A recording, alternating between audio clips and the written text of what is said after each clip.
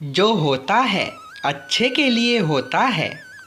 एक बार भगवान से उनका एक भक्त कहता है, भगवान आप वर्षों तक एक जगह खड़े खड़े थक गए होंगे।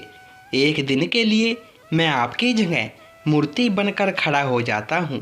आप मेरा रूप धारण कर थोड़ा घूम आओ। भगवान मान जाते हैं, लेकिन वे एक शर्त रखते हैं कि जो भी लोग प्रार्थना करने आए तुम बस उनकी प्रार्थना सुन लेना, लेकिन कुछ बोलना नहीं, क्योंकि मैंने उन सभी के लिए अलग अलग प्लानिंग कर रखी है। भक्त मान जाता है।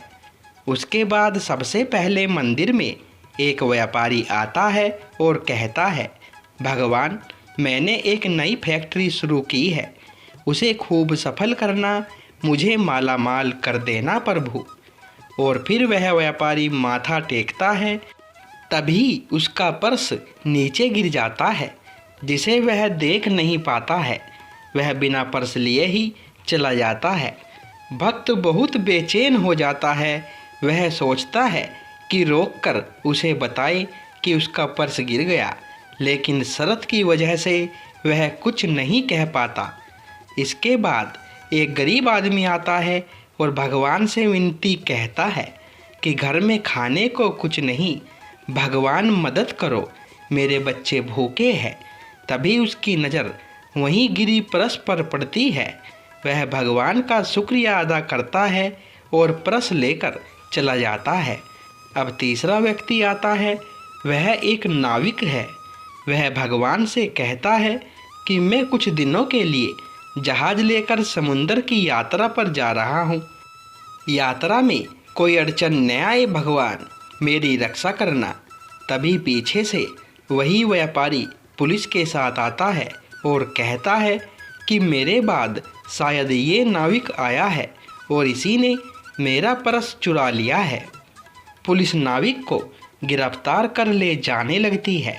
तभी अचानक वो भक्त बोल पड़ता है। अब पुलिस उस भक्त के कहने पर उस गरीब आदमी को पकड़कर जेल में बंद कर देती है।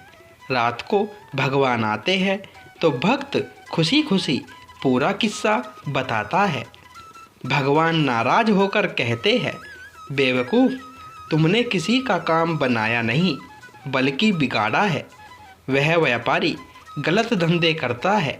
अगर उसका पर्स गिर भी गया तो उसे कुछ भी फर्क नहीं पड़ता, बल्कि इससे उसके पाप ही कम होते, क्योंकि वह पर्स गरीब इंसान को मिला था। पर्स मिलने पर उसके बच्चे भूखे नहीं मरते। रही बात नाविक की, तो वह जिस यात्रा पर जा रहा था वहाँ तूफान आने वाला था। अगर वह जेल में रहता तो जान बच जाती, उसकी पत्नी बच्चे अनाथ होने से बच जाते। तुमने सब गड़बड़ कर दी। कई बार हम सबके जीवन में भी जब कोई समस्या आती है तो बस यही मानकर खुश रहना है कि हो न हो इसके पीछे भी भगवान की कोई योजना है, जिसके अच्छे परिणाम भविष्य में हमें देखने को मिलेंगे। धैर्य रखना है, एक दिन सब संकट दूर होंगे। इसीलिए कहते हैं, जो होता है अच्छे के लिए होता है। तो दोस्तों, ये वीडियो आपको पसंद आई हो तो वीडियो को लाइक करें, शेयर करें और चैनल को सब्सक्राइब करें। धन्यवाद दोस्तों।